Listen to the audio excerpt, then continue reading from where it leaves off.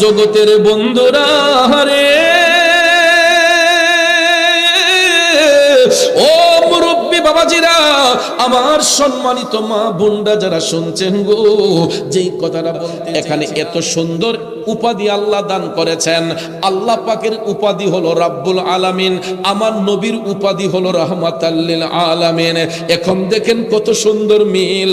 রাব্বুল আলামিন লিখতে আরবি যতটা অক্ষর লাগে, রাহমাতাল লিল আলামিন লিখতে আরবি ততটা অক্ষর লাগে। আরো আস্তে কোন, রাব্বুল আলামিন লিখতে আরবি যতটা অক্ষর লাগে, রাহমাতাল লিল আলামিন লিখতে আরবি ততটা অক্ষর লাগে। মক্কাতুল মুকাররমা লিখতে আরবি যতটা অক্ষর লাগে, মদিনাতুল মুনাওয়ারা লিখতে আরবি ততটা অক্ষর লাগে।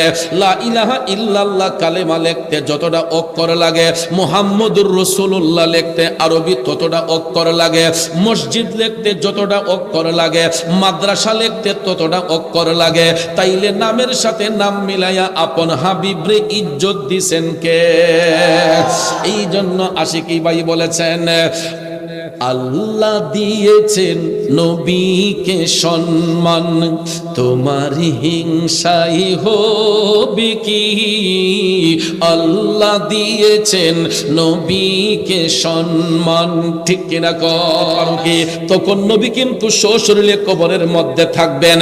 ওই জাহান্নামী ব্যক্তিটা আমার নবীকে দেখার পর বলবে, লা আদরি, আমি তো জানি না। কে তোমার নবী? বলবে লা আদরি, আমি জানি না। অথচ নবী কবরে হাজির থাকবেন। সুবহানাল্লাহ কোন। যেই নবীরে দেখার জন্য কত দিন কাটাই, রাত কাটাই বাজানো। দুনিয়াতে যদি কেউ নবীরে নাও দেখে রে, নবী নবী কইরা কাইন্দা গেলে কবরের প্রথম ঘাটেই আমার নবীরে পাওয়া যাবে। কথা কোন ঠিক কিনা? এই জন্য আশেক কয়, প্রেমিক কয়, নবী নবী কইরা আমার মরণ যেন হয় গো, নবী নবী কইরা আমার মরণ যেন হয়। ভাইরে ওই মরণে পাইব শান্তি, ওই মরণে পাইব শান্তি, থাকবে না রে ভয়। নবী নবী কইরা আমার মরণ যেন হয় গো, নবী নবী কইরা আমার মরণ যেন হয়। ঠিক কিনা বলেন? জগতের বন্ধুরা রে,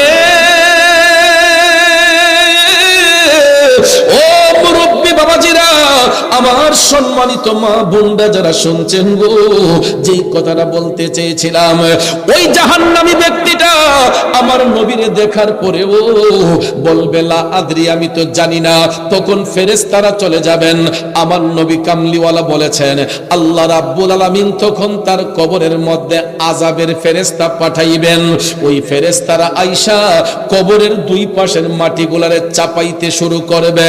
চাপাইতে চাপাইতে চাপাইতে ওই জাহান্নামী ব্যক্তিটার বডির মধ্যে আইনা দুই পাশের মাটি এমন ভাবে চাপ দিব রে, আমার নবী বলছেন ডান পাজরের হাড়গুলা তখন বাম পাজরে যাবে, বাম পাজরের হাড়গুলা ডান পাজরে যাবে।